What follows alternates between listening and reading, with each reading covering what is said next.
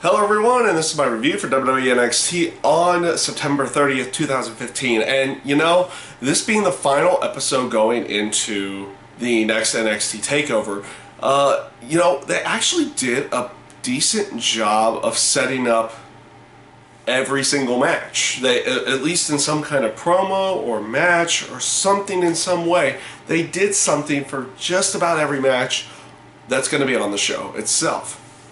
And they started it off with the Dusty Rhodes Tag Team Classic, setting up the final two teams that were going into the semifinals that will be on the NXT Takeover show, showing the house show with Jason Jordan and Chad Gable going up against the Hype Bros, with Jason Jordan and Chad Gable pulling out the victory. And you also had the match with Enzo Amore and Big Cass going up against Finn Balor and Samoa Joe. And in all honesty, that was a pretty good match itself, right then and there. And again, a good way of setting up going into the actual NXT event itself. You also had a promo. You also had decent promos with the rest of the semifinal people, with Rhino and Baron Corbin, Dawson and Wilder, Chad Gable and Jason Jordan. They all perform some kind of promo backstage, setting up more for their matches.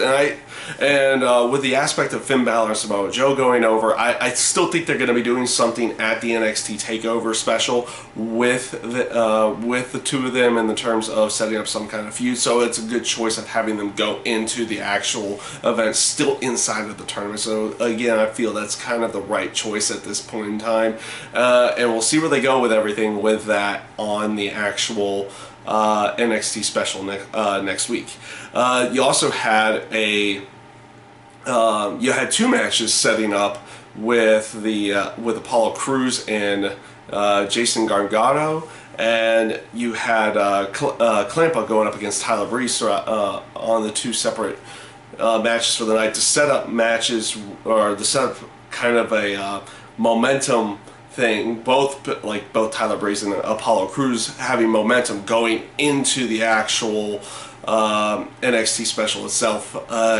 Honestly, the match with Ciampa and Tyler Breeze was a great match, great way of at least in the terms of matches, ending the show in the matches that were happening inside the ring. The match with Jason Gargano and Apollo Crews was also a pretty good match. They got to show off a little bit of what they could do inside of there. It was interesting to note that you got to see Ciampa both on NXT and on TNA. So there's a little bit of a note there for that one. And that's more or less probably just because they were both for both shows. They were probably independent people brought in, and only for one-time type appearances or some kind of tryout at that point in time.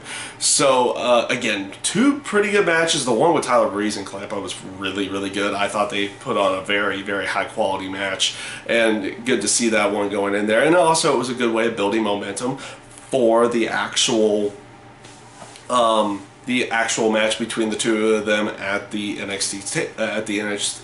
Sorry, I'm stumbling over my words for some odd reason right now. At the NXT Takeover special, and next you had a backstage segment with William Regal, Dana Brooke, and Emma, and that led to them setting up the match between Dana Brooke and Asuka, or Kana in this case, or Kana, however you want to refer to her at this time, but it's going to be Asuka in NXT. And I liked how they played it off, like how Dana Brooke was like, "Oh, didn't you see how she ran away?" and everything like that. And it was like, "Have you actually?" And William Regal played off as like, "Have you actually seen what she can do?" And then they showed him a clip, and of course the expression just changed at that point. Good way of going, making it feel like how Dana Brooke was possibly going to be a little bit scared going into the actual match, knowing now what she's going up against in there. And then they eventually showed it a little bit later with what Asuka was doing at that time, which was practicing her moves on the kicking bag, or the punching bag in that case, showing off her kicks and punches in there. So that also led into a quick match with Dana Brooke and Emma going up against a couple of the new NXT divas. Okay match, nothing too special here. Again, it was one of those things to kind of build momentum for Dana Brooke going into that match. You know, put her over a little bit and make her at least seem like a viable threat for Asuka going into the actual match itself. And then we'll have that match on the NXT special here, and we'll see how they go with this one. Is it going to be pretty much an area of Asuka being able to show off what she can do the entire match and Dana Brooke doesn't get much of anything, or are they going to kind of do a back and forth type thing where, you know, Asuka gets to show off stuff but Dana Brooke doesn't kind of get, I won't say buried, but doesn't just get beaten convincingly in some way, shape, or form. So that led, and they didn't do any in-ring segments with this. This led to the video package that ended the night, which was setting up the match between Bayley and Sasha Banks. And they did a great job with this video. Just, you know, showing how the two of them were training for the Iron Man style match going into the actual NXT special. I think they did a great job setting this up and making it feel as a main event. And because it is the main event of the show, and they gave it that main event type feel within the video and everything, and so it made it feel like this is, you know, that this was something a little bit more special, a little bit better, a little bit maybe not even out of the norm. It made it feel like it was in the place of the main event and it should be there. And that is what they needed to do. Obviously, with the way that the NXT women have been going with their matches, they've kind of been people have been kind of clamoring for them to be the main event of the show. They needed to have a video package that represented that, and they did that here. They did a great job on this video package, setting up going into the actual NXT special here. It felt right. It got the story conveyed about what they've done in the past, their setup and their training going into the actual main event match itself, and you got that aspect there. It's like, okay, this is a main event style match, and that was what they needed to do, and that's what they ended up doing.